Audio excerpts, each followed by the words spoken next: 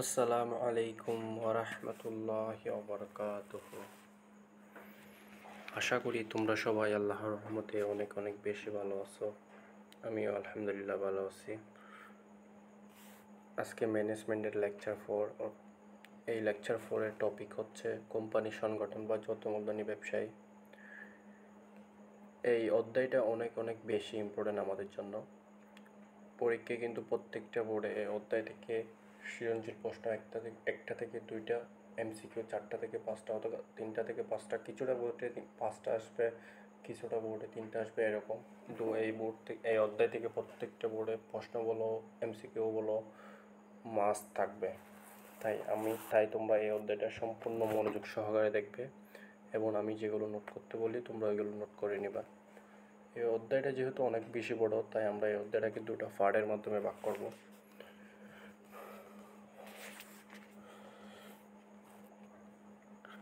তো তাহলে পড়ালেখা শুরু করা যাক।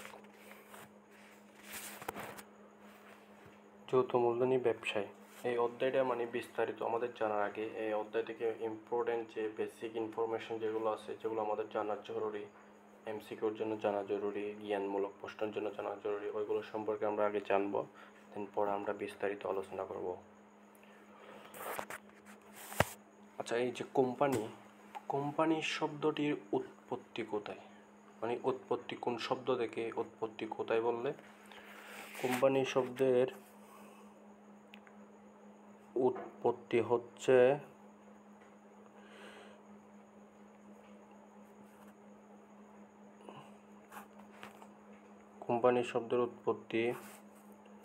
ল্যাটিন শব্দ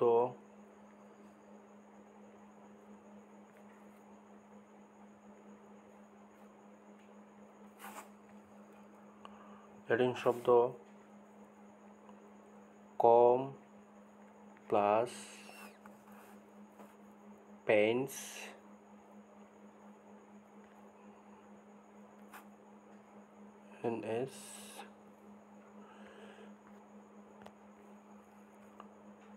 NS অর্থাৎ কোম্পানি শব্দটির উৎপত্তি হচ্ছে ল্যাটিন শব্দ কম প্লাস পেন্স থেকে। আর এই কোম্পানি শব্দটি প্রথম উৎপত্তি হয় কোন দেশে জিজ্ঞেস করলে আমরা বলবো ইংল্যান্ডে। তো তাহলে আবার বলা যাক, কোম্পানি শব্দটির উৎপত্তি ইংল্যান্ডের ল্যাটিন ভাষায় কম প্লাস পেন্স থেকে।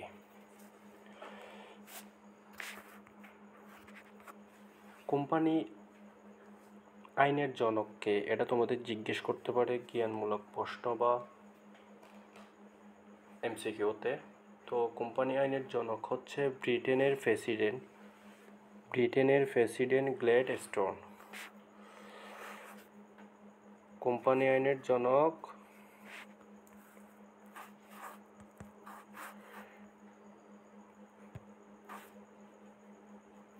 ব্রিটেনের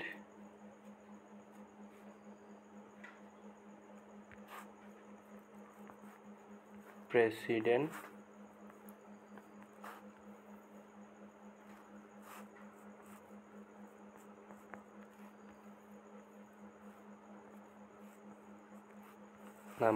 নাম হচ্ছে কি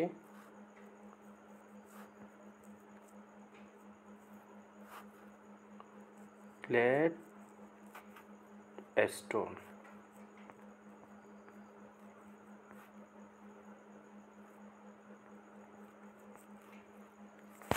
কোম্পানি আইনের জনক হচ্ছে ব্রিটেনের প্রেসিডেন্ট গ্ল্যাডস্টোন। আমি এগুলো তোমরা নোট করে নিবা। কোম্পানি উৎপত্তি কোন দেশ, কোম্পানি শব্দটি কোন শব্দ থেকে এসেছে, কিভাবে এসেছে, আমি যেগুলো বলছি, আর কোম্পানি আইনের জনক, এগুলো তোমরা নোট করে নিবা। এখন যাব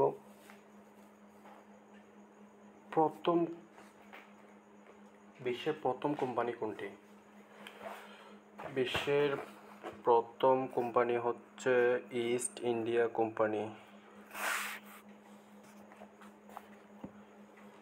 বিশ্বের প্রথম কোম্পানির নাম কি?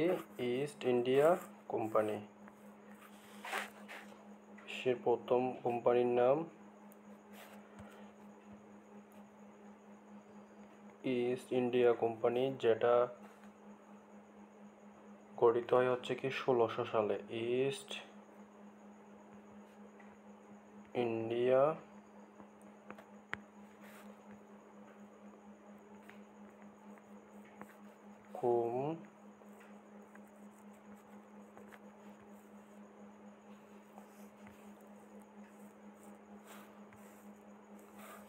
কোম্পানি, যেটা গঠিত হচ্ছে কি 1600 সালে। বিশ্বের প্রথম কোম্পানি নাম হচ্ছে ইস্ট ইন্ডিয়া কোম্পানি, যেটা গঠিত হয় হচ্ছে কি 1600 সালে। কোথায় গঠিত হয়? ইংল্যান্ডে।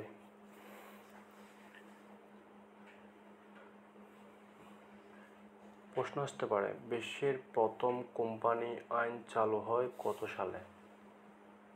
বিশ্বের প্রথম কোম্পানি আইন চালু হয় হচ্ছে কি 1846 সালে। বিশ্বের প্রথম কোম্পানি আইন চালু হয় 1846 সালে।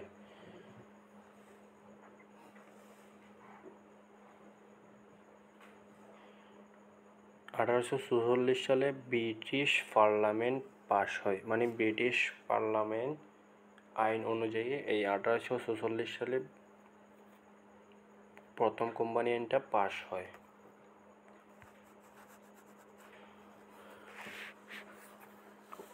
প্রশ্ন আসতে পারে, বাংলাদেশের কোম্পানি আইন কত সালে? বাংলাদেশের কোম্পানি আইন গঠিত হয়, পরিচালিত ও নিয়ন্ত্রিত হয় হচ্ছে কি 1994 সালে। বাংলাদেশে কোম্পানি আইন গঠিত, পরিচালিত, নিয়ন্ত্রিত হয় হচ্ছে কি কত সালে? 1994 সালে। 1994 সালে। আর এটা কার্যকর হয় কত সালে জিজ্ঞেস করলে বলবো হচ্ছে কি 1 জানুয়ারি 1995 সালে। এটা কার্যকর হয় 1 জানুয়ারি 1995 সালে। এটা পাস হয় হচ্ছে কি 1994 সালে, কার্যকর হয় 1995 সালের 1 জানুয়ারি বাংলাদেশে।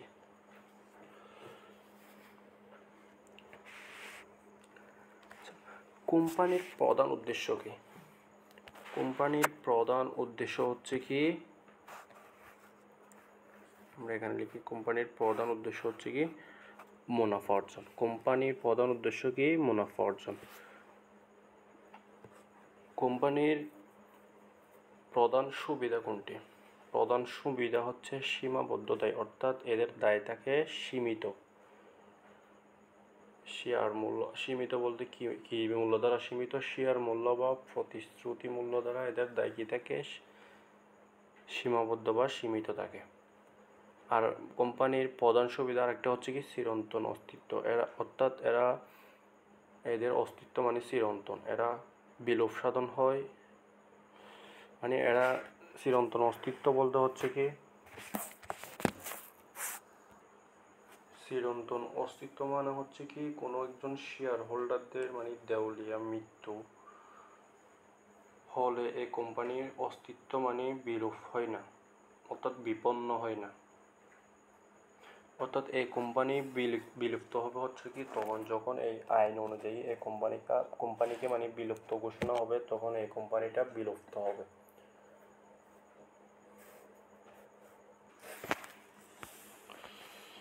তো আমরা কি জানলাম? কোম্পানির প্রধান উদ্দেশ্য হচ্ছে কি মুনাফা অর্জন। কোম্পানির প্রধান উদ্দেশ্য কি মুনাফা অর্জন। কোম্পানির প্রধান সুবিধা কি সীমাবদ্ধ দায় বা চিরন্তন অস্তিত্ব, এগুলো হচ্ছে কোম্পানির প্রধান সুবিধা। কোম্পানির প্রধান অসুবিধা কি? কোম্পানির প্রধান অসুবিধা হচ্ছে কি জটিল গঠন প্রণালী, অর্থাৎ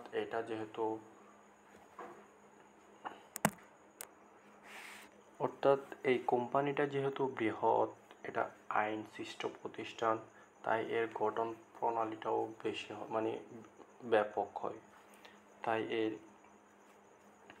মানে গঠন প্রণালীটা জটিল হয়। কোম্পানির প্রধান বৈশিষ্ট্য কোনটি? কোম্পানির প্রধান বৈশিষ্ট্য হচ্ছে কি কৃত্রিম ব্যক্তিসত্তা বা আইনগত সত্তা। আইনগত সত্তা বা কৃত্রিম ব্যক্তি। সত্তা বলতে ব্যক্তি না নেই, ব্যক্তির নেই মর্যাদা অধিকার লাভকে বোঝায়। আমি আবার বলতেছি, ব্যক্তি না হয়েও ব্যক্তির নেই মর্যাদা ও অধিকার লাভকে বোঝায়। চুক্তি, লেনদেন, মামলার ক্ষেত্রে কোম্পানির নাম ব্যবহার করা হয়, শেয়ার হোল্ডারের নাম ব্যবহার করা হয় না। এটা হচ্ছে কৃত্রিম ব্যক্তি সত্তা। অর্থাৎ ব্যক্তি না হয়েও ব্যক্তির নেই মর্যাদার অধিকার লাভ করবে। চুক্তি, লেনদেন, মামলার ক্ষেত্রে কোম্পানির নাম ব্যবহার করা হবে। কোনো কোম্পানি মানে যারা শেয়ার হোল্ডারগণ আছে কোম্পানিতে তাদের নাম নয়। ব্যক্তির নেই কোম্পানি ও প্রতিনিধি নিয়োগ করতে পারে। অর্থাৎ ব্যক্তি ছাড়া কোম্পানি ও প্রতিনিধি নিয়োগ করতে পারে।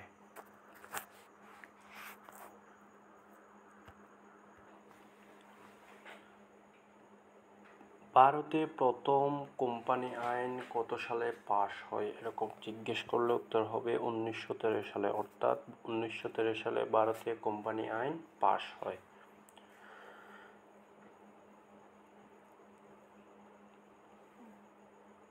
এমসিকিউ বা জ্ঞানমূলক প্রশ্নে একটা প্রশ্ন আসতে পারে কোম্পানি অধ্যায় থেকে। কোম্পানি আইনের বিবর্তন কি? কোম্পানি আইনের বিবর্তনটি লিখো, এরকম কিছু জ্ঞানমূলক প্রশ্নে জিজ্ঞেস করতে পারে। তো কোম্পানি আইনের বিবর্তন হচ্ছে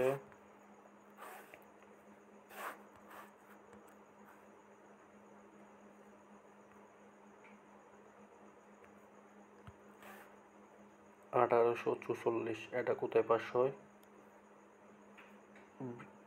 ইংল্যান্ডে প্রথম কোম্পানি আইন পাশ হচ্ছে কি 1844 সালে। তারপর হচ্ছে কি 1913 সালে কোথায়? ইন্ডিয়া, ভারতে। তারপর 1913 সাল থেকে বাংলাদেশে কত? 1994। অর্থাৎ যদি জিজ্ঞেস করে কোম্পানি আইনের বিবর্তন কি বা কি লিখো, কোম্পানি আইনের বিবর্তনটি লিখো, এরকম কিছু জিজ্ঞেস করলে হবে কি 1844 থেকে 1913 থেকে 1994 হচ্ছে, এটা হচ্ছে কি কোম্পানি আইনের বিবর্তন। অর্থাৎ এটি এই ধারাবাহিকতায় বাংলাদেশে এসেছে, মানে বাংলাদেশে কোম্পানি আইন পাশ হয়েছে হচ্ছে কি এই ধারাবাহিকতায়।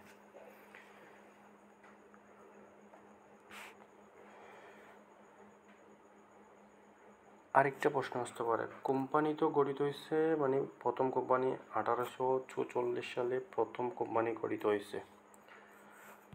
যদি প্রশ্ন জিজ্ঞেস করে কোম্পানি আইন সর্বপ্রথম নিজ নামে লেনদেন করে, অর্থাৎ একটি কোম্পানি নিজ কোম্পানি নামে লেনদেন করে কত সালে, এটা হবে কি উত্তর হবে কি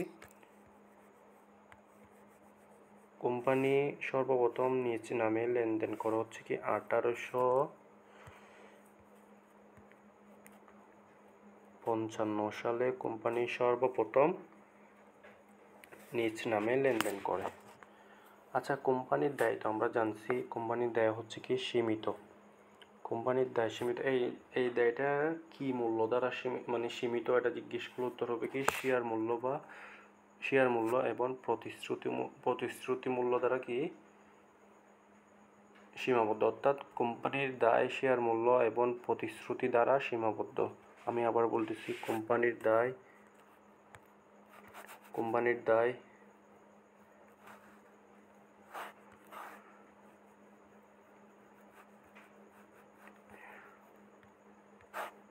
শেয়ার মূল্য এবং প্রতিশ্রুতি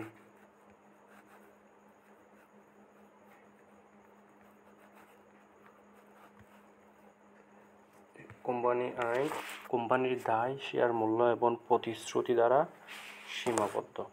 বিশ্বের প্রথম কোম্পানি হয়, আমরা আবার বলতেছি রিভাইসের মাধ্যমে, কোম্পানি শব্দ, এগুলো কিন্তু তোমরা নোট করে নিবে। এবার তোমরা সবগুলো নোট করে নাও যদি নোট না করে থাকো। কোম্পানি শব্দের উৎপত্তি হচ্ছে ল্যাটিন শব্দ কম প্লাস পেন্স থেকে, অর্থাৎ কি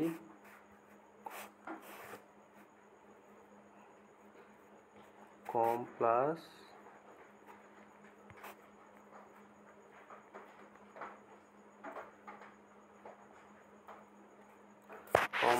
পেন্স থেকে হচ্ছে কি কোম্পানি শব্দটির উৎপত্তি। কম প্লাস পেনটি হচ্ছে কি ল্যাটিন শব্দ। কোম্পানি শব্দটি উৎপত্তি হয় ইংল্যান্ডে। কোম্পানি আইনের জনক ব্রিটেনের প্রেসিডেন্ট গ্ল্যাডস্টোন। বিশ্বের প্রথম কোম্পানি হচ্ছে ইস্ট ইন্ডিয়া কোম্পানি, যেটা গঠিত হয় হচ্ছে কি 1600 সালে, আর যেটা সর্বপ্রথম এটি ইংল্যান্ডে, আর এটি গঠিত হয় কোথায়? ইংল্যান্ডে। এটার নাম হচ্ছে কি ইস্ট ইন্ডিয়া কোম্পানি। এটা গঠিত হয় 1600 সালে। এটা কোন দেশে গঠিত হয় বললে? ইংল্যান্ডে। বিশ্বের প্রথম কোম্পানি আইন হচ্ছে কি 1846 সালে ব্রিটিশ পার্লামেন্ট অনুসারে কি হয়? পাশ হয়। বাংলাদেশের কোম্পানি আইন কত? 1994 সাল। এটি কার্যকর হয় কত সালে? 1995 সালের 1 জানুয়ারি, অর্থাৎ 1 জানুয়ারি। কোম্পানির প্রধান উদ্দেশ্য কি? কোম্পানির প্রধান উদ্দেশ্য হচ্ছে মুনাফা অর্জন। কোম্পানির প্রধান উদ্দেশ্য কি? কোম্পানির প্রধান উদ্দেশ্য হচ্ছে কি মুনাফা অর্জন। কোম্পানির প্রধান সুবিধা কি? এদের দায় হচ্ছে শেয়ার মূল্য। কোম্পানির প্রধান সুবিধা হচ্ছে কি এদের সীমাবদ্ধ দায়। সীমাবদ্ধ দায় বলতে এদের দায় শেয়ার মূল্য এবং প্রতিশ্রুতি দ্বারা কি সীমাবদ্ধ। তাই এটা হচ্ছে কোম্পানির শেয়ার হোল্ডারদের একটা কি সুবিধা। তাই কোম্পানির প্রধান সুবিধা হচ্ছে কি এদের দায় সীমাবদ্ধ দায়, চিরন্তন অস্তিত্ব। এটা অর্থাৎ এটা কোনো শেয়ার হোল্ডারের মৃত্যু হলে এই ব্যবসায়ের বিপন্ন হবে না, অর্থাৎ বিলুপ্ত হবে না। শুধুমাত্র কোম্পানি বিলুপ্ত হবে আইন অনুযায়ী বললে। আইন অনুযায়ী শুধুমাত্র কোম্পানির বিলুপ্ত হয়। তাই এটি চিরন্তন অস্তিত্ব, এটি হচ্ছে কোম্পানির প্রধান সুবিধার মধ্যে পড়ে। কোম্পানির প্রধান অসুবিধা হচ্ছে কি জটিল গঠন প্রণালী, অর্থাৎ এটি যেহেতু বৃহৎ কোম্পানি তাই এর গঠন প্রণালীটাও জটিল হয়। কোম্পানির প্রধান বৈশিষ্ট্য হচ্ছে কি কৃত্রিম ব্যক্তি সত্তা বা আইনগত সত্তা, অর্থাৎ ব্যক্তি নেওয়া হয়, অর্থাৎ এই কোম্পানি ব্যক্তি নেওয়া হয়েও ব্যক্তির মতো লেনদেন করতে পারে। কোম্পানির আইনের বিবর্তন হচ্ছে কি 1844 সাল, যেটি সর্বপ্রথম পাশ হয়। তারপর 1913 সাল, যেটা ভারতে পাশ হয়। তারপরে 1994, যেটা বাংলাদেশে কোম্পানি আইন পাশ হয়। তো কোম্পানি আইনের বিবর্তন হচ্ছে কি 1844, 1913, 1994। কোম্পানি বলতে বোঝে মূলত পাবলিক লিমিটেড কোম্পানিকে। এগুলো সম্পর্কে আমরা বিস্তারিত পরে জানবো। কোম্পানি সর্বপ্রথম নিজ নামে লেনদেন করে 1855 সালে। এটি কিন্তু সর্বপ্রথম কোম্পানি গঠন হয় 1844 সালে, কিন্তু এরা নিজ নামে পরিচালিত করে কত সালে? 1855 সালে। কোম্পানির দায় শেয়ার মূল্য এবং প্রতিশ্রুতি দ্বারা কি সীমাবদ্ধ।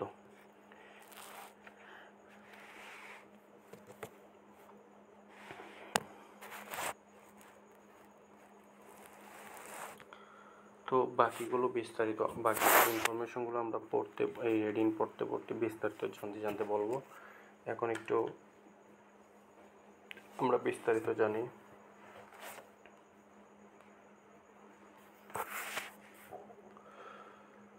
সভ্যতার ক্রমবিবর্তনের ধারণা সূচনা লগ্নে ব্যবসায়ী পরিসর ছিল অল্প ও সংকীর্ণ। তাই এর সাংগঠনিক রূপ ছিল সহজ, ছোট, যেমন এক মালিকানা অংশীদারি। অষ্টাদশ শতাব্দীর মাঝামাঝি হতে শুরু হয়ে, এগুলো তোমরা নোট ডাউন করে রাখবা। অষ্টাদশ শতাব্দীর মাঝামাঝি হতে শুরু হয়ে 19 শতাব্দীর প্রথমার্ধে ইংল্যান্ডে শিল্প বিপ্লব সংঘটিত হয়। শিল্প বিপ্লব কখন সংঘটিত হয় জিজ্ঞেস করলে অষ্টাদশ শতাব্দীর মাঝামাঝি থেকে 19 শতাব্দীর প্রথমার্ধে, অর্থাৎ শুরুতে এই শিল্প বিপ্লব ইংল্যান্ডে গঠিত হয়।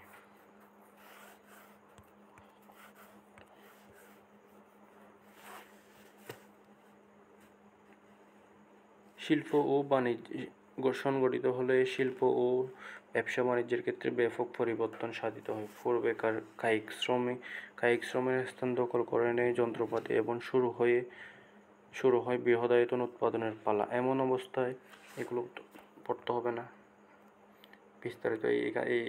এতটুকু থেকে এই কমন যে ইনফরমেশনটা হচ্ছে সেটা হচ্ছে কি শিল্প বিপ্লব সংগঠিত হচ্ছে কি অষ্টাদশ শতাব্দীর মাঝামাঝি হতে শুরু হয় 19 শতাব্দীর প্রথম পর্যন্ত হচ্ছে কি শিল্প বিপ্লব ইংল্যান্ডে সংগঠিত হয়। এটা একটু তোমরা নোট ডাউন করে রাখবা। তো তো এই অধ্যায় থেকে আমরা এই বেসিক সম্পর্কে জানবো, এইগুলো সম্পর্কে জানবো বিস্তারিত। এই অধ্যায়টা কিন্তু অনেক বড়, তাই আমরা এই অধ্যায়টাকে দুটো পার্টের মাধ্যমে আমি তোমাদের বিস্তারিত বুঝিয়ে দেওয়ার চেষ্টা করব। কোম্পানি সংগঠনের ধারণা। প্রকৃতিগতভাবে কোম্পানি সংগঠন হলো একটি লাভজনক ব্যবসা প্রতিষ্ঠান। অবশ্যই এটি একটি কোম্পানি কোনো একটা মানুষ ব্যবসা প্রতিষ্ঠান চালু করা হচ্ছে কি সে লাভের আসে, তাই প্রকৃতিগতভাবে কোম্পানি সংগঠন হলো হচ্ছে কি একটি লাভজনক ব্যবসা প্রতিষ্ঠান। অর্থাৎ এর কৃত্রিম সত্তা, চিরন্তন অস্তিত্ব, নিজস্ব সিলমোহর প্রভৃতি বিশেষ বৈশিষ্ট্য একে অন্য ব্যবসা সংগঠন থেকে পৃথক করেছে। নিম্নে কোম্পানি সংগঠন প্রকৃতি সম্পর্কে একটা ধারণা দেওয়া হলো। কোম্পানি হলো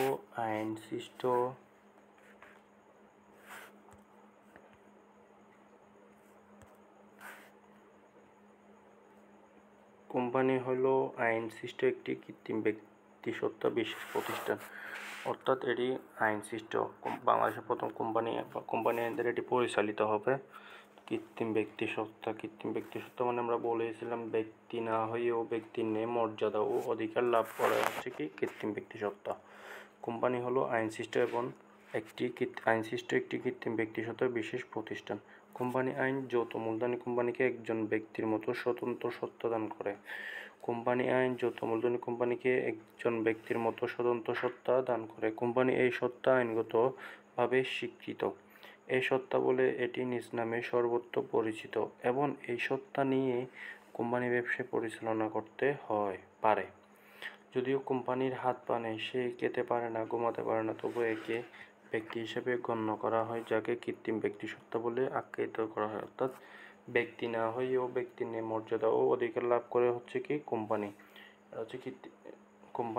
কোম্পানি ব্যক্তি না হয়েও ব্যক্তির ন্যায় মর্যাদা ও অধিকার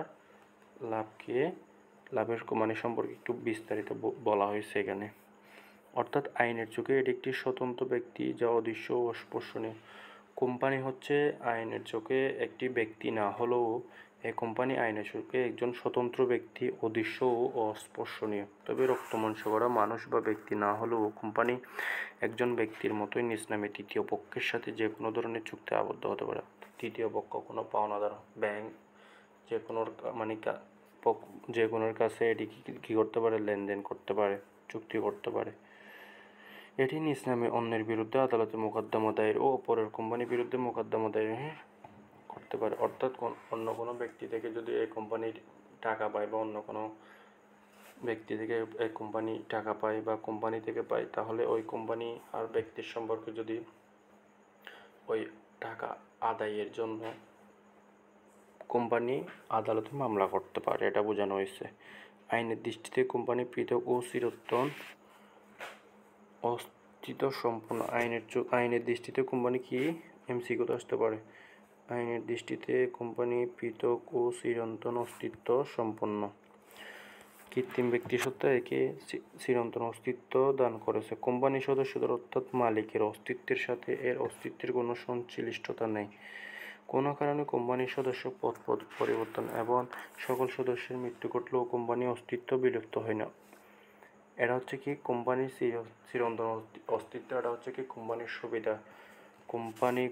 কোম্পানির সদস্যের মৃত্যু হলে বা সদস্য পদ পরিবর্তন করলেও এই কোম্পানির বিলুপ্ত হয় না। এই কোম্পানির বিলুপ্ত হবে শুধুমাত্র আইন অনুযায়ী, অর্থাৎ 1994 সালের আইন অনুযায়ী কোম্পানির বিলুপ্ত হবে। এই প্রসঙ্গে সোলোমন বনাম সোলোমন অ্যান্ড কোম্পানি এর মামলায় রায়ে বলা হয় যে কোম্পানি এর সদস্যদের থেকে পৃথক এর স্বতন্ত্র অস্তিত্ব বিদ্যমান।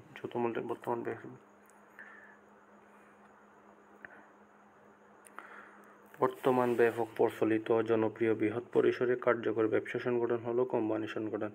অর্থাৎ এটি হচ্ছে জনপ্রিয় বৃহৎ পরিসরে। এটা যেহেতু বৃহৎ পরিসরে, তাই এটার প্রধান অসুবিধা সম্পর্কে আমরা জানছিলাম। প্রধান অসুবিধা হচ্ছে কি জটিল গঠন প্রণালী। এটা যেহেতু বৃহৎ, তাই এর গঠন প্রণালীও কি হবে, জটিল হবে। সাধারণ অর্থে কয়েকজন ব্যক্তি, এটা কিন্তু সংজ্ঞা বলতেছে। তোমরা চাইলে পরীক্ষায় যখন জিজ্ঞেস করবে যৌথ মূলধনী কোম্পানি বা কোম্পানি সংগঠন কাকে বলে, তখন কিন্তু তোমরা এটা লিখতে পারো।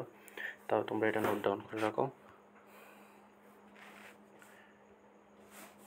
কয়েকজন ব্যক্তি স্বেচ্ছায় মুনাফা অর্জনের উদ্দেশ্যে যৌথভাবে মূলধন বিনিয়োগ করে দেশের প্রচলিত আইন বলতে 1994 সালকে বোঝাইছে।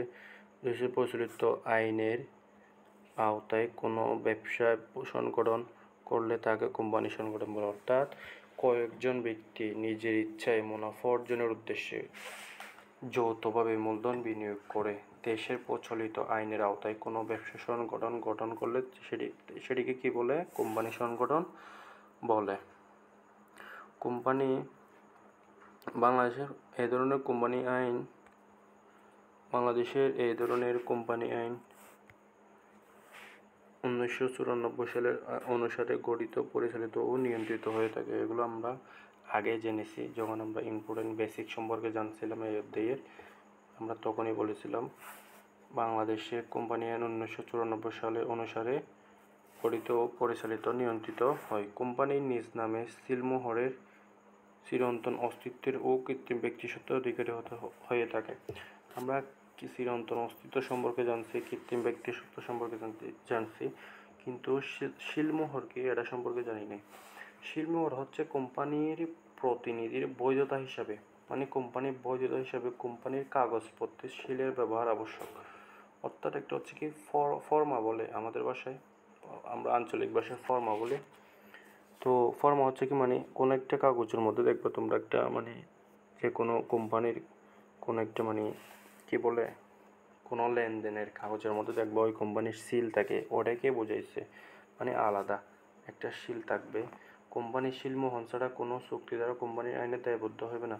অর্থাৎ ওই সিল ছাড়াও কোনো একটা কোম্পানি অন্য একটা কোম্পানির সাথে লেনদেন করলে ওই মানে তার মাধ্যমে যদি দায়ের সৃষ্টি হয় তাহলে ওই দায় কোম্পানির আইনত দায়বদ্ধ করা যায় না। অর্থাৎ আইনগতভাবে ওই কোম্পানিকে, যে কোম্পানি টাকা দিবে না ওই কোম্পানিকে আইনগতভাবে কি করা যায় না? দায়বদ্ধ করা যায় না। তাই কোম্পানিতে সিলমোহর কি আবশ্যক। কোম্পানি হলো আইন সৃষ্ট কৃত্রিম ব্যক্তিসত্তা চিরন্তন অস্তিত্ব সম্পন্ন সীমিত দায় বিশিষ্ট এমন একটি সংস্থা বা প্রতিষ্ঠান যেখানে কিছু লোক মুনাফা অর্জনের উদ্দেশ্যে যৌথভাবে মূলধন বিনিয়োগ করে। 1994 সালের কোম্পানি আইনের 2(1) ধারা অনুযায়ী কোম্পানি বলতে এই আইনের অধীনে গঠিত নিবন্ধিত কোম্পানি ও বিদ্যমান কোম্পানিকে বোঝায়। কোম্পানি সংগঠন বা কোম্পানি হলো আইনসৃষ্ট কৃত্রিম ব্যক্তিসত্তার অধিকারী এমন এক ধরনের আধুনিক ও প্রচলিত ব্যবসা সংগঠন যা অদৃশ্য, অস্পর্শনীয় অথচ চিরন্তন অস্তিত্বের অধিকারী, যার নিজস্ব নাম সিলমোহর দ্বারা পরিচিত ও পরিচালিত হয়। এই সংগঠন স্বেচ্ছায় যৌথভাবে শেয়ার ক্রয়ের মাধ্যমে মূলধন বিনিয়োগ করে এবং বিনিয়োগকৃত মূলধনের উপর মুনাফা ঘোষণা ও বণ্টন করে। এখন আমরা জানবো হচ্ছে কি কোম্পানি সংগঠনের বৈশিষ্ট্য সম্পর্কে। কোম্পানি সংগঠনের বৈশিষ্ট্য কি আমরা শুরুতে জানছিলাম। কোম্পানি সংগঠনের প্রধান বৈশিষ্ট্য হচ্ছে কৃত্রিম ব্যক্তিসত্তা বা আইনগত সত্তা। এইটা ছাড়াও কোম্পানি আরও অনেক বৈশিষ্ট্য আছে, সেগুলো আমরা এখন বিস্তারিত জানবো। বর্তমানে বৃহদায়তন ব্যবসা জগতে কোম্পানি সংগঠন অত্যন্ত গুরুত্বপূর্ণ ও জনপ্রিয় ব্যবসা সংগঠন। এটি একটি আইনসৃষ্ট যৌথ মালিকানায় স্বেচ্ছামূলক ব্যবসা সংগঠন। এর এমন বিশেষ কতগুলো বৈশিষ্ট্য আছে যা একে অন্যকে ব্যবসা সংগঠন থেকে পৃথক সত্তার অধিকারী করেছে। কোম্পানি সংগঠনের এই বৈশিষ্ট্য নিম্নে আলোচনা করা হলো। সাধারণ বৈশিষ্ট্য: জটিল গঠন প্রণালী। এটা হচ্ছে কোম্পানির কি প্রধান অসুবিধা। যৌথ মূলধনী কোম্পানির গঠন পদ্ধতি অত্যন্ত জটিল। কোম্পানি গঠনের ক্ষেত্রে যথেষ্ট আইনানুগ আনুষ্ঠানিকতা পালন করতে হয়। অর্থাৎ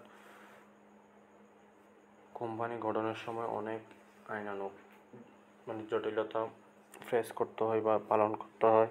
এগুলো সম্পর্কে আরও আমরা সামনে জানবো বিস্তারিত। স্বেচ্ছামূলক সংস্থা। যৌথ মূলধনী কোম্পানি একটি স্বেচ্ছা প্রণোদিত ব্যবসা সংস্থা। মুনাফা অর্জনের উদ্দেশ্যে কতিপয় ব্যক্তি স্বেচ্ছাকৃত প্রচেষ্টায় কোম্পানি গঠিত হয়ে থাকে। যে কেউ ইচ্ছা করলে শেয়ার ক্রয়ের মাধ্যমে কোম্পানির মালিক হতে পারে। তার মানে আমরা বুঝতে পারতেছি শেয়ার ক্রয় করার মাধ্যমে কোম্পানির মালিক হতে পারে। হচ্ছে কোম্পানির মালিক কারা? শেয়ার হোল্ডাররা। যারা শেয়ার কিনবে তাদেরকে কি বলবে? Share holder. তার মানে আমরা এই লাইন থেকে বুঝতে পারতেছি কোম্পানির মালিক হচ্ছে কারা? শেয়ার হোল্ডাররা। আবার কেউ ইচ্ছা করলে শেয়ার হস্তান্তর করে সহজে ব্যবসা হতে বিদায় নিতে পারে। তো কোম্পানি কেউ কোনো সদস্য ইচ্ছা করলে মানে শেয়ার হস্তান্তর করে বা অন্যজনকে দিয়ে দিয়ে সহজে ব্যবসা হতে কিনতে পারবে, বিদায় নিতে পারবে, কিন্তু ব্যবসার কোনো এই কোম্পানির কোনো বিলুপ্ত হবে না। কোম্পানির বিলুপ্ত শুধুমাত্র কোম্পানি আইন অনুযায়ী। বিপুল পুঁজি বহু সংখ্যক ব্যক্তির সংগঠন বিদায় কোম্পানির তুলনামূলকভাবে অধিক মূলধন সংগ্রহ করতে পারে। এটি জনগণের নিকট শেয়ার বিক্রি করে প্রয়োজনীয় মূলধন সংস্থান করে থাকে। কোম্পানি কিভাবে মূলধন সংস্থান করে? এটা এমসিকিউ আসতে পারে। জনগণের নিকট শেয়ার বিক্রি করে প্রয়োজনীয় মূলধন সংস্থান করে হচ্ছে কি কোম্পানি। বৃহদায়তন ব্যবসা সংগঠন আধুনিক বৃহদায়তন ব্যবসা সংগঠন হিসেবে যৌথ মূলধনী কোম্পানি সমাধিক পরিচিত। প্রচুর সদস্য সংখ্যা, ব্যাপক মূলধন, সর্বক্ষেত্রে কোম্পানি বৃহদায়তন প্রতিষ্ঠান হিসেবে স্বীকৃত। লভ্যাংশ বণ্টন যৌথ মূলধনী কোম্পানি অর্জিত মুনাফার একটা নির্দিষ্ট অংশ লভ্যাংশ হিসেবে শেয়ার মালিকদের মধ্যে শেয়ার আনুপাতিক হারে বণ্টিত হয়। কোম্পানি সাধারণ সভায় অনুমোদনক্রমে পরিচালকগণ এই লভ্যাংশের পরিমাণ ঘোষণা করে। অর্থাৎ কোম্পানির তিনটা সভা হয়, একটা হচ্ছে সাধারণ, একটা হচ্ছে সীমাবদ্ধ, আর একটা হচ্ছে কি বিধিবদ্ধ না কি আছে, এগুলো সম্পর্কে আমরা বিস্তারিত পরে জানবো। এগুলোর মাধ্যমে হচ্ছে কি কোম্পানি কে কত লভ্যাংশ পাবে এগুলো ঘোষণা করে। কর আরোপ কোম্পানির উপর ধার্য করের হার সাধারণত অধিক হয়ে থাকে। যেহেতু টাকার লেনদেনও বেশি হয়, তাহলে কি হবে? করও বেশি হবে। এর অর্জিত মুনাফার উপর কররূপ করা হয়। প্রশ্ন আসতে পারে কররূপ কিসের উপর করা হয়? কররূপ করা হচ্ছে কি অর্জিত মুনাফার উপর করারোপ করা হয়। এমসিকিউর জন্য ইম্পর্টেন্ট আছে, তোমরা নোট করে নাও। অর্জিত মুনাফার উপর করারোপ করা হয়। আবার শেয়ার মালিকদের প্রাপ্ত লভ্যাংশের উপরও করারোপ করা হয়। তাহলে আমরা বুঝতে পারতেছি একটা কোম্পানি সংগঠনের কয়বার কর দিতে হয়? দুইবার। একটা হচ্ছে কি অর্জিত মুনাফার উপর, একটা হচ্ছে কি শেয়ার মালিকদের প্রাপ্ত লভ্যাংশ, ওটা যত টাকা লভ্যাংশ পাবে তার উপর ভিত্তি করে একটা কর দিতে হয়। তার মানে আমরা বুঝতে পারতেছি একটা কোম্পানির দুইবার কর দিতে হয়। একটা হচ্ছে কি অর্জিত মুনাফার উপর, একটা হচ্ছে কি মালিকদের শেয়ার মালিকদের প্রাপ্ত লভ্যাংশের উপর কর দিতে হয়। বিলোপ সাধন যৌথ মূলধনী কোম্পানির গঠন যেমন আনুষ্ঠানিকতাপূর্ণ, তেমনি এর বিলোপ সাধন ক্ষেত্রেও আনুষ্ঠানিক পালন প্রয়োজন হয়। কোম্পানি আইনের বিধান অনুযায়ী এর বিলোপ সাধন ঘটে। এ কারণে কোম্পানির সদস্য বা শেয়ার হোল্ডার ইচ্ছে করলে বিলোপ সাধন করতে পারে না। কোম্পানির বিলোপ সাধন হয় হচ্ছে কি 234 ধারায়। কত ধারায়? কোম্পানির বিলোপ সাধন হয় হচ্ছে কি 234 ধারায়। কোম্পানির বিলোপ সাধন হতে পারে 230 ধারায়। কোম্পানির বিলোপ সাধন হতে পারে তিন ভাগে। কোম্পানির বিলোপ সাধন হতে পারে তিনভাবে। একটা হচ্ছে কি আদালতের আদেশে বাধ্যতামূলকভাবে বিলোপ সাধন, স্বেচ্ছাকৃত অবসায়ন, আদালতের তত্ত্বাবধানে স্বেচ্ছাকৃত বিলোপ সাধন। তো এগুলো সম্পর্কে আরও আমার সামনে বিস্তারিত জানবো। শুধু এটা মনে রাখো, স্বেচ্ছাকৃত বিলোপ সাধন হচ্ছে কি 246 ধারা অনুযায়ী, আদালত কর্তৃক বাধ্যতামূলক বিলোপ সাধন হচ্ছে কি 241 ধারা অনুযায়ী, আদালতের তত্ত্বাবধান সাপেক্ষে বিলুপ্ত হচ্ছে কি 316 ধারা অনুযায়ী। তো আমরা বলতে পারি কোম্পানির বিলোপ সাধন হবে তিনভাবে। কোম্পানির বিলোপ সাধনের দ্বারা হচ্ছে কি কত? 234 ধারা। এই তিন ভাগের মধ্যে আবার তিন রকম। সেটা হচ্ছে কি স্বেচ্ছাকৃত বিলোপ, নিজের ইচ্ছে বিলোপ সাধন, এটা হচ্ছে কি 246 ধারা অনুযায়ী। আদালত কর্তৃক বাধ্যতামূলক হবে কত ধারা অনুযায়ী? 241 ধারা অনুযায়ী। আদালতের তত্ত্বাবধান সাপেক্ষে বিলুপ্ত হচ্ছে কি 316 ধারা অনুযায়ী। আদালতের তত্ত্বাবধান সাপেক্ষে বিলুপ্তি 316 ধারা অনুযায়ী।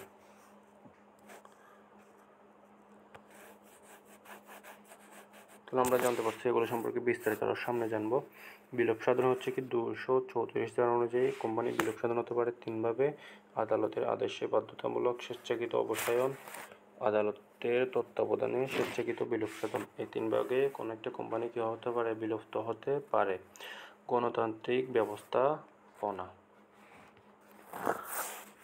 যৌথ মূলধনী কোম্পানির ব্যবস্থাপনা ও পরিচালনার ক্ষেত্রে সকল স্তরে গণতান্ত্রিক নীতিমালা অনুসরণ করা হয়।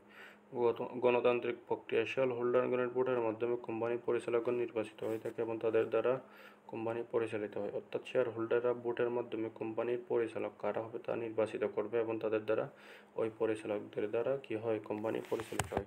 তাহলে কোম্পানি এমসিকিউ তো আসতে পারে, কোম্পানি পরিচালিত হয় কিসের দ্বারা, মানে কাদের দ্বারা? কোম্পানি পরিচালিত হয় হচ্ছে কি, কোম্পানি পরিচালিত হয় পরিচালকগণের দ্বারা।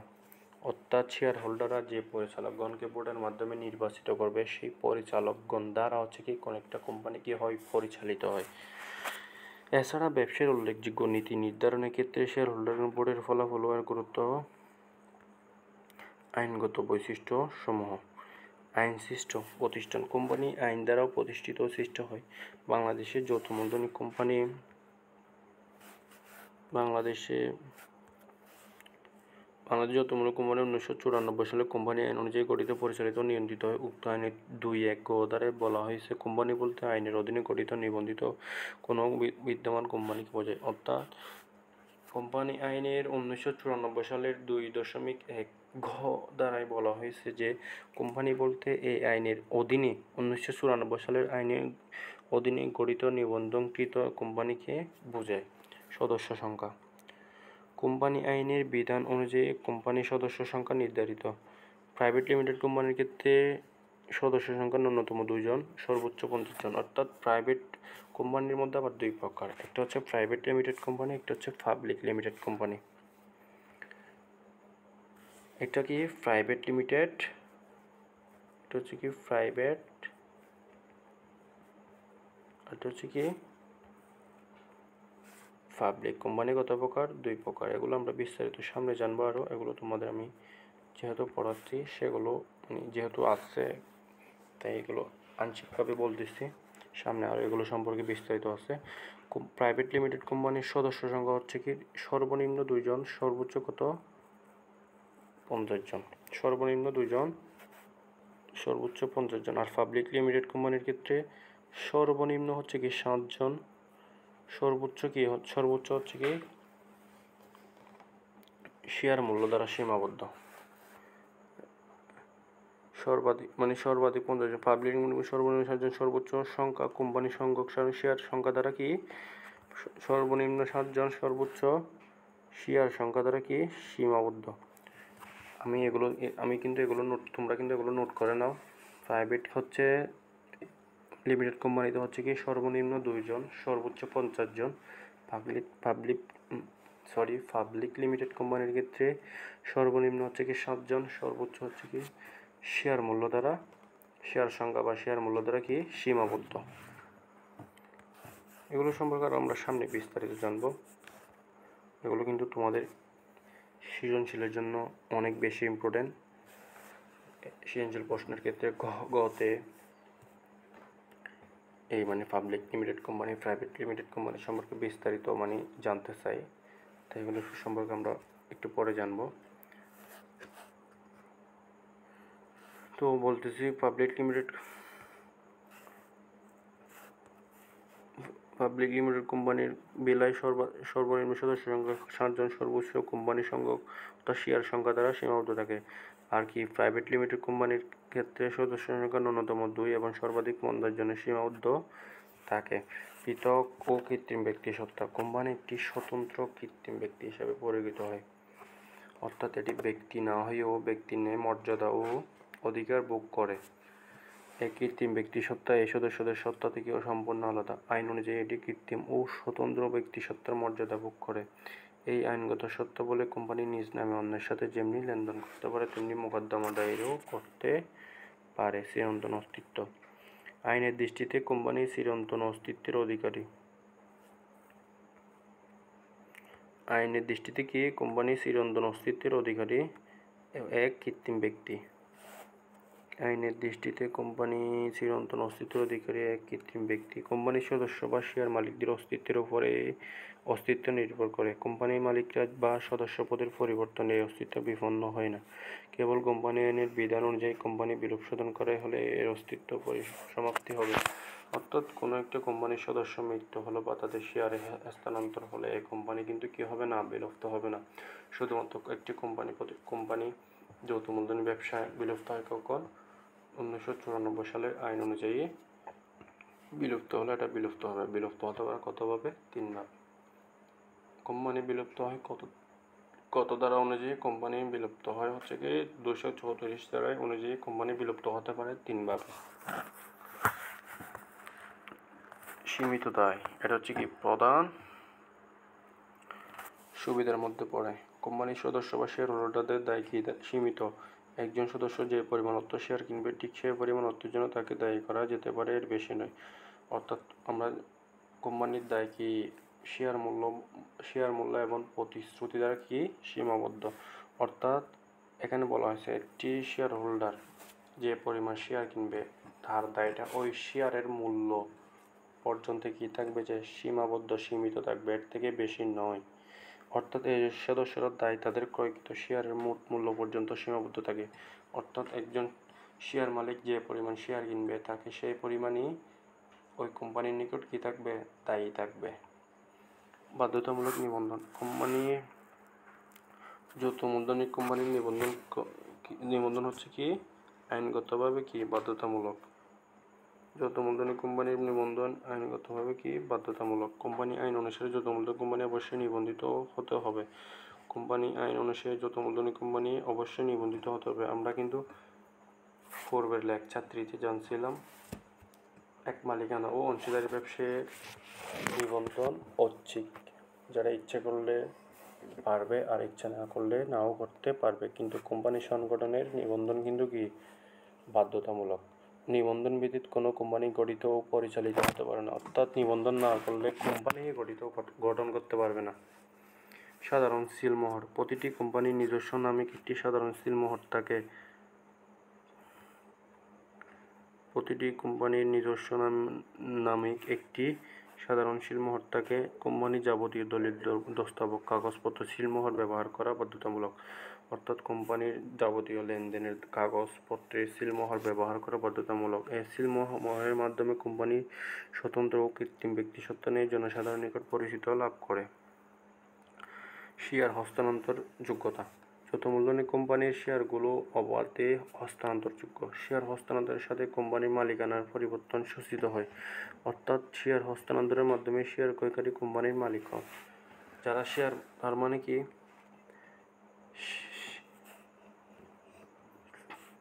শেয়ার হস্তান্তরের মাধ্যমে শেয়ার ক্রয়কারীরা যারা শেয়ার ক্রয় করে তাদেরকে কি বলে? Share holder. তো কোম্পানির মালিক কারা? কোম্পানির মালিক হচ্ছে শেয়ার হোল্ডাররা।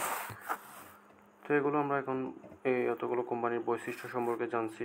তোমরা এগুলো আবার পুনরায় রিডিং পড়ে নিবা। এই পিডিএফ আমি তোমাদের এই হোয়াটসঅ্যাপ যে ডিসকাশন গ্রুপটা আছে তোমাদের ওইখানে দিয়ে দিব, তোমরা এখান থেকেও পড়তে পারো। আর তোমাদের যে যার নিজের যে বইটা আছে ম্যানেজমেন্টের ওইখান থেকেও ভালোভাবে পড়ে নিবা। এগুলো কিন্তু বৈশিষ্ট্যগুলো কিন্তু তোমাদের অনুধাবন যে খটা আছে, 2টা মার্কের যে প্রশ্নটা আছে ওটার জন্য ইম্পর্টেন্ট আছে। আর একটা হচ্ছে কি ঘ এর জন্য কিন্তু ইম্পর্টেন্ট আছে, এমসিকিউর জন্য ইম্পর্টেন্ট আছে। তাই তোমরা এগুলো একদম বুঝে ভালোভাবে পড়ার চেষ্টা করবা। তো বৈশিষ্ট্য গেছে, এখন আমরা জানবো হচ্ছে কি কোম্পানি সংগঠনের প্রকারভেদ। কোম্পানি সংগঠন প্রকারভেদ। কোম্পানি অনেক প্রকার আছে। একদিকে ব্যবসা জগতে ব্যাপক উন্নয়নে, অন্যদিকে মালিকানা অংশীদারি ব্যবসার সাংগঠনিক সীমাবদ্ধতার কারণে নতুন সংগঠন কাঠামো কোম্পানি সংগঠনের উৎপত্তি ঘটে। পরবর্তী সময়ে ব্যবসায়ী জগতে আরও ব্যাপক উন্নয়নের ফলে এই ব্যবসা গতি প্রকৃতিতে পরিবর্তন সূচিত হয়, যার ফলে কোম্পানি ধরনের পার্থক্য ঘটে। আমরা কোম্পানির বিস্তারিত প্রকারভেদ সম্পর্কে জানবো। দায়ভিত্তিক। কোম্পানির দায় আমরা জানি শেয়ার মূল্য বা প্রতিশ্রুতি দ্বারা কি সীমাবদ্ধ। এগুলো ওই শেয়ার দ্বারা আর প্রতিশ্রুতি দ্বারা সীমাবদ্ধ। এগুলো সম্পর্কে আমরা আংশিক বিস্তারিত দেওয়া আছে, ওগুলো একটু জানি। দায়ভিত্তিক কোম্পানির সদস্যদের দায়ের প্রকৃতি অনুসারে এইরূপ শ্রেণী বিন্যাস করা হয়। দায়ের প্রকৃতি অনুসারে কোম্পানি কত প্রকার? 3 প্রকার। সরি, এখানে ভুল দিছে।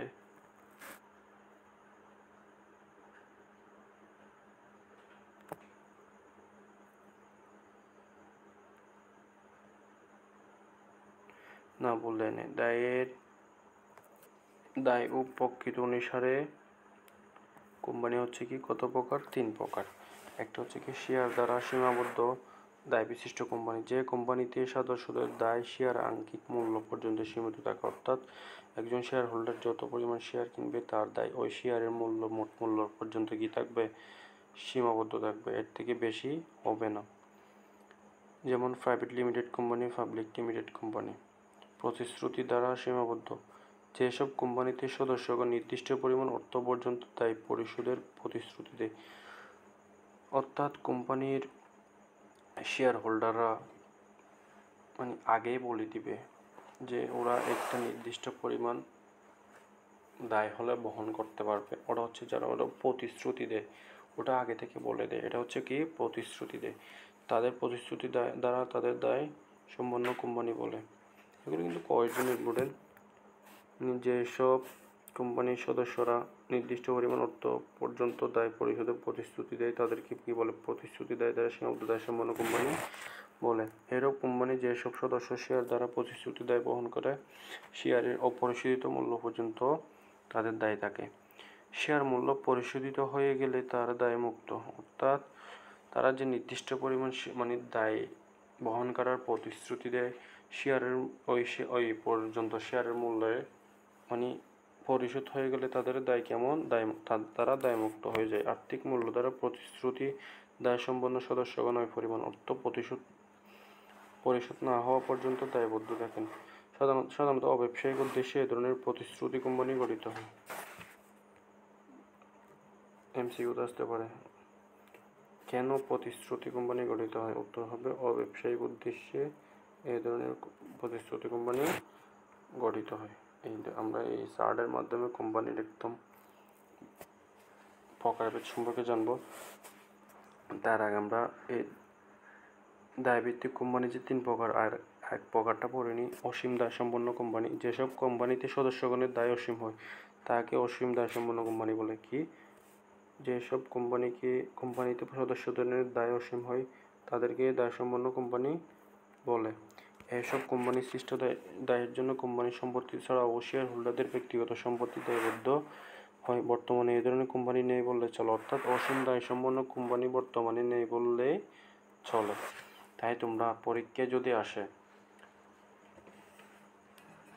শেয়ার হোল্ডারদের দায়, শেয়ার মূল্য এবং প্রতিশ্রুতি দ্বারা কি সীমাবদ্ধ থাকে, তোমরা এতটুকু বলবা।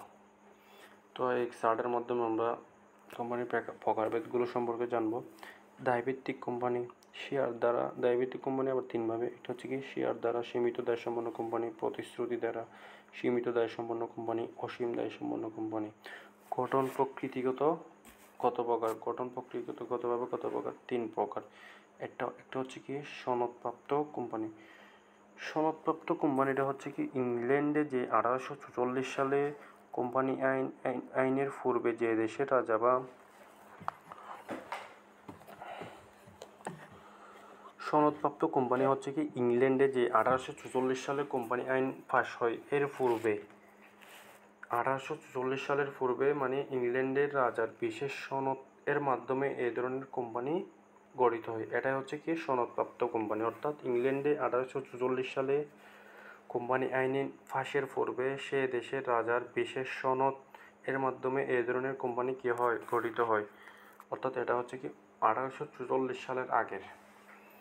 বিধিবদ্ধ কোম্পানি, বিধিবদ্ধ কোম্পানিটা হচ্ছে কি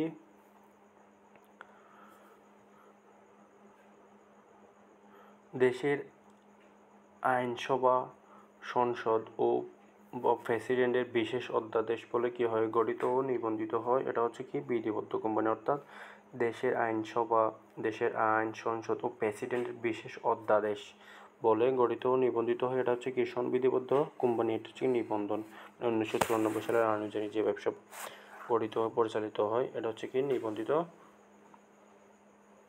কোম্পানি।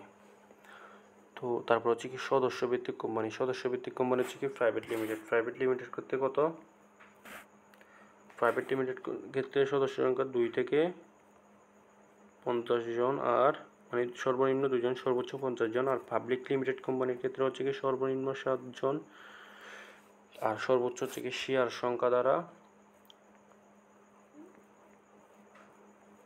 শেয়ার সংখ্যা দ্বারা কি সীমাবদ্ধ।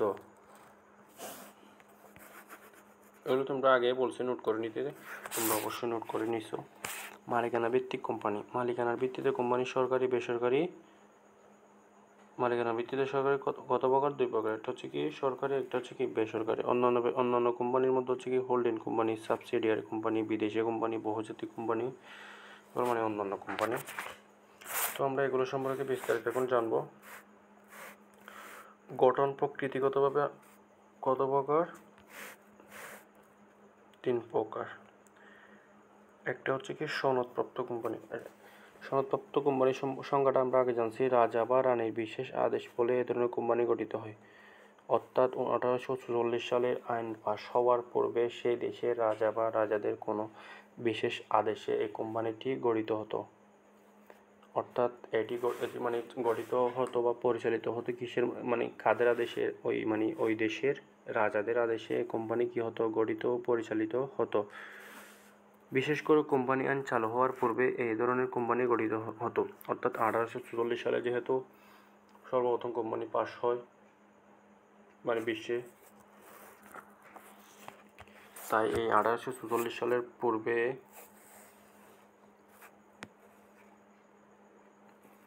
মানে ওই দেশের রাজা রানীর বিশেষ আদেশে এই কোম্পানি কি হতো? গঠিত ও পরিচালিত হতো। যেমন উদাহরণের মধ্যে east India company. East India company গঠিত হচ্ছে কি কত সালে? 1600 সালে। তাহলে এটা কি 1844 সালের পূর্বে।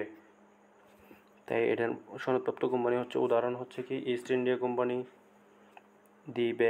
East India company, the bank of England, the chartered bank of Australia, আরও হচ্ছে কি chartered mercantile bank, Hudson Bay company. আমি আবার বলতেছি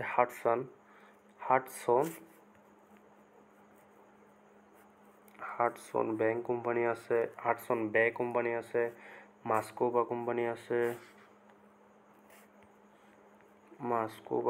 আছে, নেভাল্ট কোম্পানি আছে। এগুলো হচ্ছে কি নেভাল্ট আছে, হাডসন, নেভাল্ট, মাস্কোবা, এগুলো কি হচ্ছে কি সনদপ্রাপ্ত কোম্পানি। অর্থাৎ এগুলো 1844 সালের পূর্বে ওই দেশের রাজা রানীর আদেশে গঠিত কি হতো? পরিচালিত হতো। এগুলো কি হাডসন, এগুলো হচ্ছে কি সনদপ্রাপ্ত কোম্পানি। আমি আবার উদাহরণগুলো আবার বলতেছি। East India company, chartered bank of England, chartered mercantile bank, Hudson Bay company, Muscovy company, নেভাল্ট company, East India company, the bank of England, the chartered bank of Australia, এগুলো কি সনদপ্রাপ্ত কোম্পানির উদাহরণ। বর্তমানে এখন আর এরূপ কোম্পানির সংগঠন দৃষ্টিগোচর হয় না। বিধিবদ্ধ কোম্পানি, যখন দেশের আইনি পরিষদ বা পার্লামেন্ট বিশেষ আইনের মাধ্যমে কোম্পানি গঠিত হয় তখন তাকে বিধিবদ্ধ কোম্পানি বলে। এটা কিন্তু কর জন্য ইম্পর্টেন্ট। অর্থাৎ দেশের আইনসভা, সংসদ ও প্রেসিডেন্টের বিশেষ আদেশে অধ্যাদেশ বলে এই এই কোম্পানি কি হয়? গঠিত ও পরিচালিত হয়। তোমরা এটা সহজভাবে লিখতে পারো। যখন দেশের আইন পরিষদ বা পার্লামেন্টের বিশেষ আইনের মাধ্যমে কোনো কোম্পানি গঠিত হয় তখন তাকে কি বলে? বিধিবদ্ধ কোম্পানি বলে। বিধিবদ্ধ কোম্পানির উদাহরণ হচ্ছে কি বাংলাদেশ কৃষি উন্নয়ন কর্পোরেশন, শিল্প উন্নয়ন corporation, reserve bank of India. এটা আবার তোমরা গোলাই ফেলিও না, রিজার্ভ ব্যাংক অফ ইন্ডিয়া কিন্তু কি বিধিবদ্ধ কোম্পানি। আরও আছে বলেছে কি Bangladesh bank, BRTC, BCIC, BRTC মানে কি Bangladesh road transformation association, BCC Bangladesh chemical industries corporation, ওয়াসা আছে, ওয়াটার সাপ্লাইস অর্ডারেস মানে ওয়াসা মানে হচ্ছে কি ওয়াটার সাপ্লাই সুয়ারেজ অথরিটি, এগুলো কি ওয়াসা ফুল ফর্ম বলছি আর কি। বিদ্যুৎ উন্নয়ন বোর্ড আছে, রাজক আছে, বিআরটিসি আছে, বিটিবি আছে, টিসিবি আছে। টিসি মানে কিছু কি ট্রেডিং কর্পোরেশন অফ বাংলাদেশ আছে, মানে trading corporation of Bangladesh. TCB মানে ওয়াসা, জীবন বীমা কর্পোরেশন কি, এগুলো কিসের উদাহরণ? সব বিধিবদ্ধ বা সংবিধিবদ্ধ কোম্পানির উদাহরণ। তো আমরা জানবো হচ্ছে কারণ নিবন্ধিত কোম্পানি সম্পর্কে। যেসব কোম্পানি নিবন্ধকের অফিসে তালিকাভুক্তির মাধ্যমে সৃষ্টি হয়, অর্থাৎ যেসব কোম্পানি নিবন্ধকের অবশ্যই তালিকাভুক্তির মাধ্যমে সৃষ্টি হয় সেগুলোকে নিবন্ধন কোম্পানি।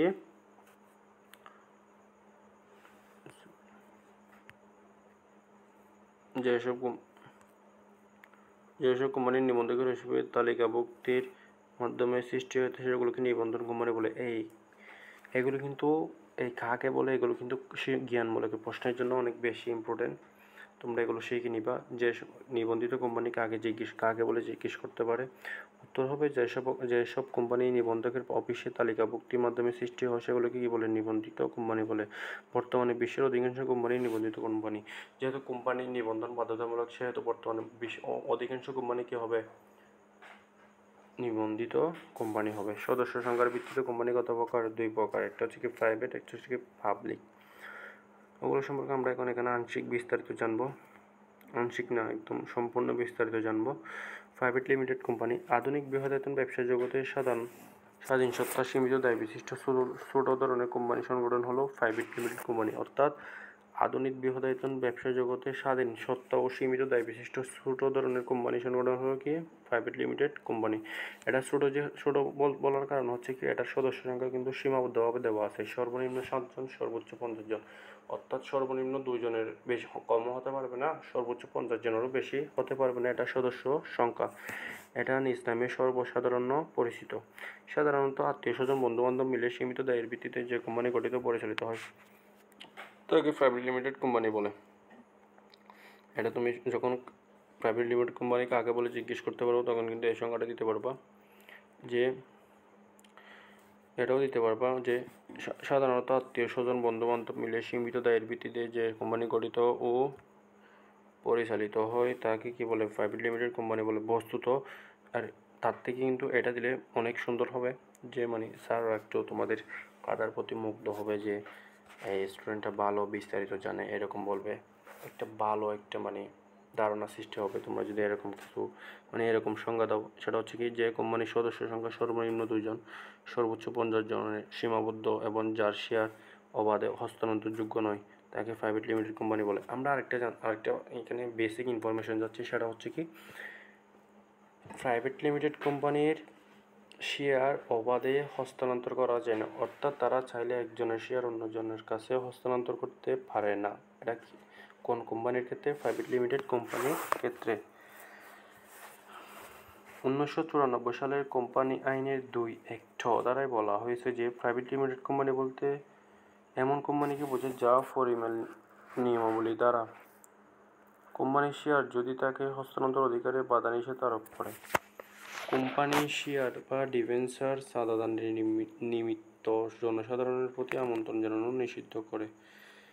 এর সদস্য সংখ্যা কোম্পানির চাকরিতে নিযুক্ত ব্যক্তিগত ব্যতীত 50 জনের মধ্যে সীমাবদ্ধ থাকে। অর্থাৎ এটা সর্বোচ্চ 50 জন পর্যন্ত সদস্য সংখ্যা থাকতে পারে।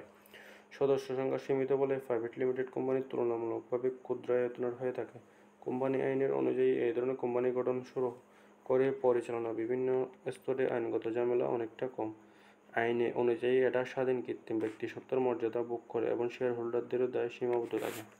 সুতরাং প্রচলিত কোম্পানি আইনের অধীনে নিবন্ধিত হয়ে যে কোম্পানি কৃত্রিম ব্যক্তিসত্তার মর্যাদা লাভ করে নিয়মাবলী এবং পরিমেল নিয়মাবলী অনুযায়ী 50 জনের অধিক সদস্য সংখ্যা গ্রহণ করতে পারে না, জনসাধারণের উদ্দেশ্যে শেয়ার বিক্রির আহ্বান জানাতে পারে না।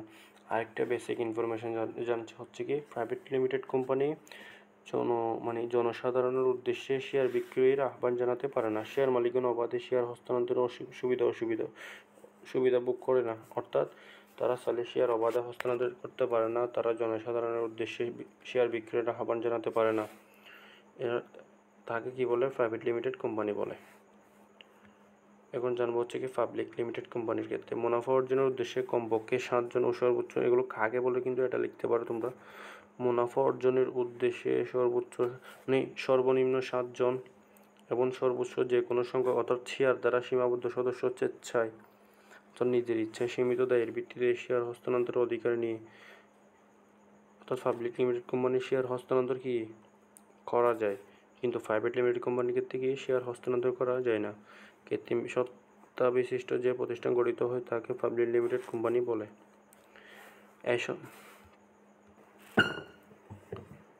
এই সংগঠনের মূলধন কতগুলো খণ্ড খণ্ড শেয়ারে বিভক্ত এবং শেয়ারগুলো অবাধে হস্তান্তরযোগ্য। অর্থাৎ আমরা প্রাইভেট লিমিটেড কোম্পানির সম্পর্কে জানছিলাম। প্রাইভেট লিমিটেড কোম্পানিতে শেয়ার অবাধে হস্তান্তর করা যায় না, কিন্তু পাবলিক লিমিটেড কোম্পানির ক্ষেত্রে শেয়ারগুলো অবাধে হস্তান্তরযোগ্য। পাবলিক লিমিটেড কোম্পানির মালিকানা ব্যবস্থাপনা সম্পূর্ণ আলাদা। পাবলিক লিমিটেড কোম্পানির মালিকানা ও ব্যবস্থাপনা সম্পূর্ণ আলাদা। কোম্পানির নির্বাচিত পরিচালক পরিষদ দ্বারা এই কোম্পানির ব্যবস্থাপনা পরিচালন কার্য পরিচালিত হয়। পাবলিক লিমিটেড কোম্পানি নিবন্ধিত হওয়ার পর কার্যারম্ভের অনুমতি সংগ্রহ করে এবং তার কার্যক্রম সুষ্ঠুভাবে শুরু করে। অর্থাৎ পাবলিক লিমিটেড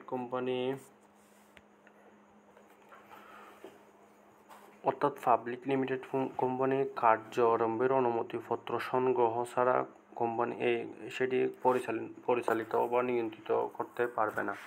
কিন্তু প্রাইভেট লিমিটেড কোম্পানি চাইলে নিবন্ধন হওয়ার পরপরই সেটি পরিচালিত করতে পারবে। কিন্তু এই পাবলিক লিমিটেড কোম্পানি নিবন্ধন পাওয়ার পর তাদের পুনরায় নতুন এক্সট্রাভাবে কার্যারম্ভের অনুমতিপত্র সংগ্রহ করতে হয়।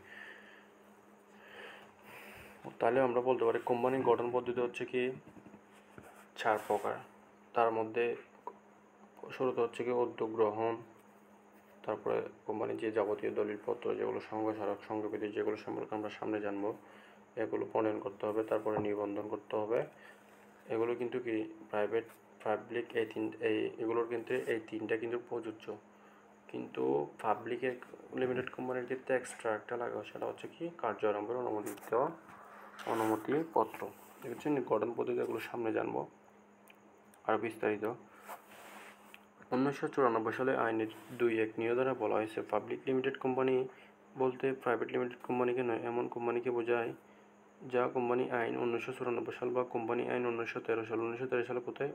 ভারতের আইন সম্পর্কে বলা হয়েছে 1882 অথবা কোম্পানি আইনের 1886 এতে দ্বারা বাতিলকৃত অন্য কোনো আইন অনুযায়ী নিবন্ধিত হয়েছে। পাবলিক লিমিটেড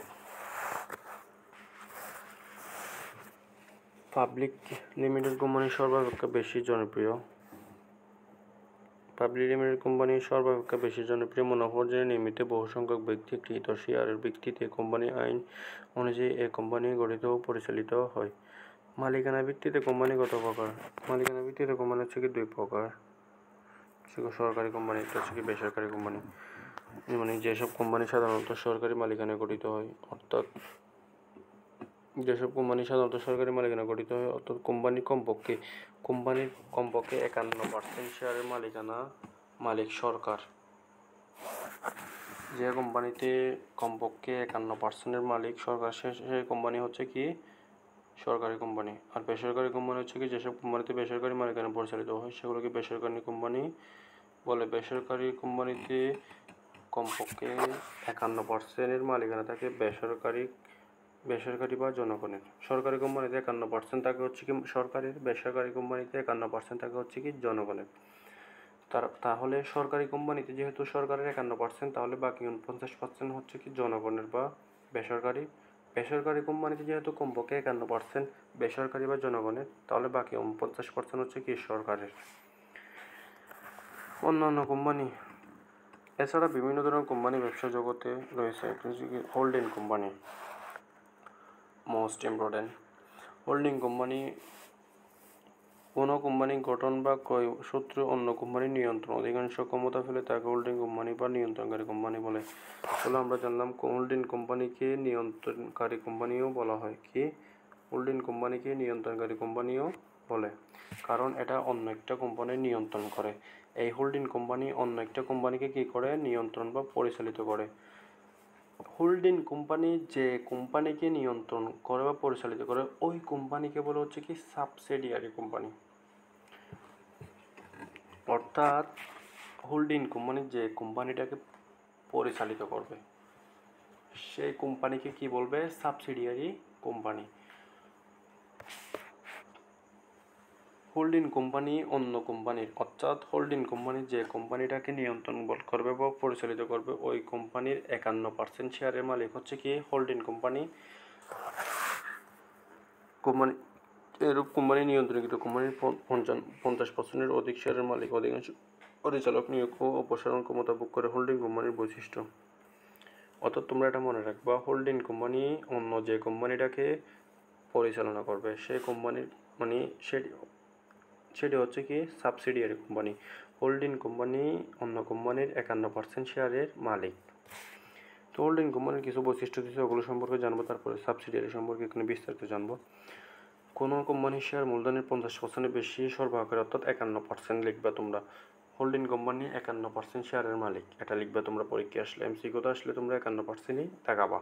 সাবসিডিয়ারি কোম্পানি অধিকাংশ পরিচালক নিয়োগের ক্ষমতা এই কোম্পানির উপর ন্যস্ত থাকে। অধীনস্থ কোম্পানি ব্যবস্থাপনা পরিষদ নির্বাচনের দায়িত্ব কোম্পানি বেশিরভাগ ভোগ করে। পরিচালকদের পদচ্যুতি বা অবসর ক্ষমতা এর উপর ন্যস্ত থাকে। এই কোম্পানি পূর্ণ নিয়ন্ত্রণ থেকে অধীনস্থ কোম্পানি পরিচালিত করে, অর্থাৎ অন্য একটা কোম্পানির সকল কিছু হোল্ডিং কোম্পানি নিয়ন্ত্রণ করবে। তাই এই হোল্ডিং কোম্পানিকে কী বলে? নিয়ন্ত্রণকারী কোম্পানিও বলা হয়। হোল্ডিং কোম্পানিকে নিয়ন্ত্রণকারীও কোম্পানিও বলা হয়। সাবসিডিয়ারি কোম্পানি, যেসব কোম্পানি 50%-এর অধিক শেয়ারের মালিক অন্য কোম্পানি তাকে কি বলে? মানে এই কোম্পানির যেসব কোম্পানিগুলোর 50% শেয়ারের মালিক অন্য কোম্পানি তাকে কি বলে? সাবসিডিয়ারি কোম্পানি বলে। এগুলো কি জ্ঞানমূলক প্রশ্ন তো আসতে পারে। অর্ধেকের বেশি মূলধন সরবরাহকারী কোম্পানি এরূপ কোম্পানি পুরো নিয়ন্ত্রণ দেয় থাকে। তোমরা পরীক্ষা আসলে দিবা সাবসিডিয়ারি কোম্পানির মালিকের অংশ সর্বোচ্চ কত? 49%, আর হোল্ডিং কোম্পানি 51%। হোল্ডিং বললে 51%, সাবসিডিয়ারি বললে কত? 50%। সাবসিডিয়ারি কোম্পানিগুলোর নিয়ন্ত্রণ হয় কোনো কোম্পানির আওতাধীনে? এটা হচ্ছে উত্তর হচ্ছে কি হোল্ডিং কোম্পানির সাবসিডিয়ারি কোম্পানিকে কী করে? নিয়ন্ত্রণ করে। তো বিদেশি কোম্পানি, যে কোম্পানি দেশের বাইরে গঠিত হয়, যে কোম্পানি কোনো নির্দিষ্ট দেশে যে কোম্পানি দেশের বাইরে গঠিত হয় এবং কোনো নির্দিষ্ট দেশে কার্যক্রম পরিচালনা করে তাকে বিদেশি কোম্পানি। অর্থাৎ যে কোম্পানি দেশের বাইরে গঠিত হয়, কোনো নির্দিষ্ট দেশে কার্য পরিচালনা করে তাকে বিদেশি কোম্পানি বলে। এই কোম্পানি বাইরে নিবন্ধিত হওয়ার পরও পরবর্তীতে চাইলে এরা 378 ধারা অনুযায়ী চাইলে কাজ পরিচালনার জন্য দেশে পুনরায় নিবন্ধিত হতে পারে। উদাহরণ কি আছে? উদাহরণে বিদেশি কোম্পানির কিন্তু উদাহরণ দিয়ে একটা তোমাদের, সেটা হচ্ছে কি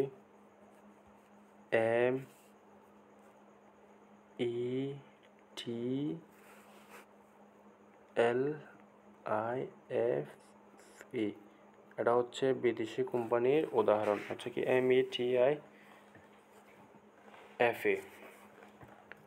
মিটলাইফ।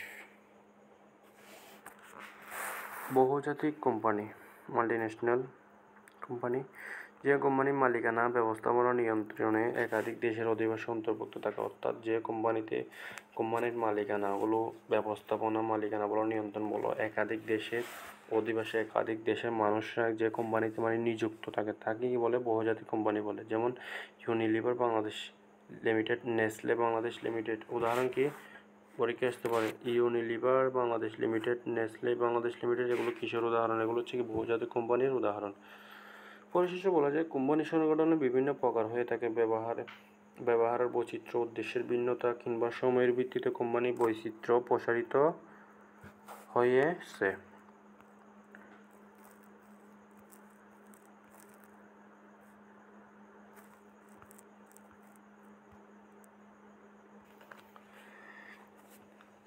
আজকে পার্ট 1 এই পর্যন্ত। আমরা পরবর্তীতে কোম্পানি সংগঠনের গুরুত্ব, সুবিধা অসুবিধা আরও অনেক কিছু আছে যেগুলো কোম্পানির বিষয়বস্তু আছে, কোম্পানি কীভাবে গঠিত হয়, এগুলো সম্পর্কে আমরা নেক্সট ভিডিওতে জানবো। আজকে যৌথ মূলধনী কোম্পানি অর্থাৎ কোম্পানি সংগঠনের প্রথম পার্ট এই পর্যন্ত। আশা করি তোমরা এই ভিডিওটি দেখবা এবং যেগুলো নোট করতে বলছি, যেগুলো মার্ক করে দিচ্ছি, ওগুলো তোমরা বারবার পড়ার চেষ্টা করবা। আর অবশ্যই রিডিং পড়তে হবে তোমাদের। রিডিং পড়া ইম্পর্টেন্ট হচ্ছে কি তোমাদের সৃজনশীল প্রশ্নের জন্য। আর আমি শুরুতে তো বলেই দিছি যে ইম্পর্টেন্ট বেসিক সম্পর্কে, ওগুলো তোমরা জানবা। আমি তোমাদের আরও কিছু আরও কয়েকটা বেসিক সম্পর্কে বলে দিই, যেগুলো হয়তো আসতে পারে, কিন্তু না আসলেও তোমাদের জানা থাকলে অবশ্যই তোমাদের লাভ। সেগুলো হচ্ছে কি, কোম্পানিকে কৃত্রিম ব্যক্তিসত্তা আখ্যায়িত করেছেন কে, অর্থাৎ কোম্পানি যে কৃত্রিম ব্যক্তিসত্তা এটা আখ্যায়িত করেছেন কে, এটা আখ্যায়িত করেছেন হচ্ছে কি বিচারপতি জন মার্শাল। এটা কোম্পানিকে কৃত্রিম ব্যক্তিসত্তা হিসেবে আখ্যায়িত করেছেন কে, জন মার্শাল। তো কোম্পানিকে স্বেচ্ছামূলক সংগঠন বলেছেন কে, বিচারপতি। স্বেচ্ছামূলক বললে বিচারপতি লিন্ডলে, আর কৃত্রিম ব্যক্তিসত্তা বলেছেন হচ্ছে জন মার্শাল, স্বেচ্ছায় বলেছেন হচ্ছে কি লিন্ডলে। কোম্পানি বলতে সাধারণত আমরা বুঝি হচ্ছে কি প্রাইভেট লিমিটেড কোম্পানি বলতে প্রাইভেট লিমিটেড কোম্পানিকে, অর্থাৎ এমসিকিউতে আসতে পারে কোম্পানি বলতে মূলত আমরা কাকে বুঝি, উত্তর হবে পাবলিক লিমিটেড কোম্পানিকে।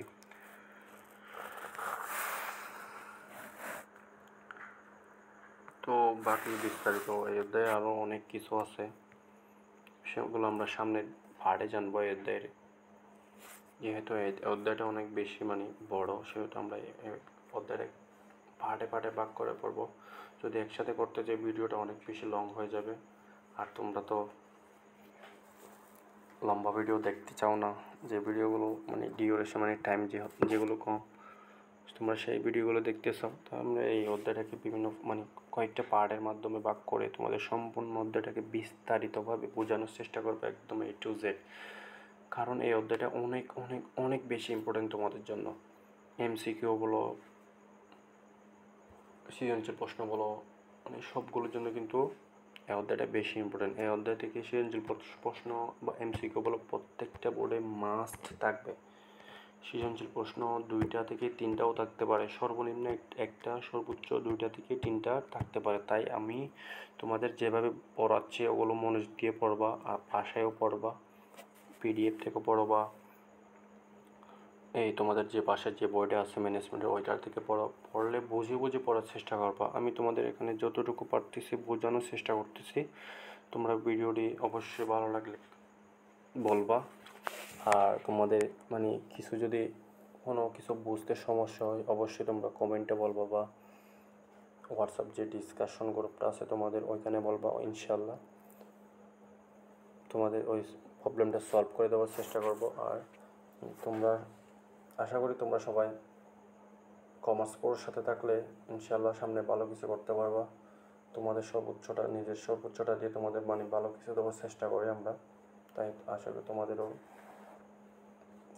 তোমরাও কমার্স পড়ার সাথে থাকবা। তোমাদের বন্ধুবান্ধব যারা আছে তাদের এই ভিডিওটা শেয়ার করবা।